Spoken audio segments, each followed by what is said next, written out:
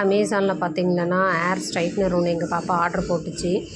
சரின்னு சொல்லிவிட்டு, அம்மா நீங்கள் இன்றைக்கி தலை குளிச்சிருக்கீங்க, நீங்கள் போயிட்டு ஃபஸ்ட்டு இதை ட்ரை பண்ணி பாருங்கள். அந்த ஆன்ட்டி தான் பியூட்டிஷியன் படிச்சிருக்காங்களா, அவங்கக்கிட்ட போயிட்டு நீங்கள் இதை ஸ்ட்ரைட் பண்ணிவிட்டு வாங்கன்னு சொல்லிவிட்டு என்னை வச்சு தான் அது எப்பவுமே ரிகர்சல் பார்க்குவா என் மக. ஏன்னா முடினா அவளுக்கு அவ்வளோ உயிர். ஒரு முடி கொட்டினா கூட பேசிக்கிட்டே இருக்கும். சரின்னு சொல்லிவிட்டு சரி நாமளே போவோமேன்னு சொல்லிவிட்டு காலையிலே போயிட்டு ஸ்ட்ரைட்னர் பண்ணோம்.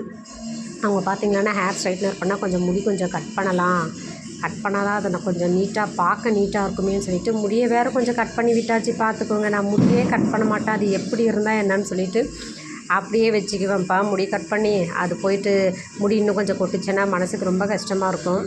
சரின்னு சொல்லிட்டு கட் பண்ணிவிட்டு ஹேர் ஸ்ட்ரைட்னர் பண்ணாங்க. ஆனால் நீட்டாக வந்தது. ஹேர் வந்து ஸ்ட்ரைட்னர் பண்ணால் நல்லா ஸ்மூத்தாக இருக்குது, ரஃப்பாகவே இல்லை. மறுநாள் பார்த்திங்களானாவும் எண்ணெய் வச்சாலும் அந்த ஹேர் வந்து நல்லா ஸ்மூத்தாக இருக்கும், தொட்டு பார்க்க அவ்வளோ அழகாக இருக்கும். சரி எங்கிட்டாச்சும் வெளியே போனால் வந்தால் வெக்கேஷனில் நம்ம வந்து இதை ட்ரை பண்ணிக்கலாமேன்னு சொல்லிட்டு வச்சுக்கிட்டு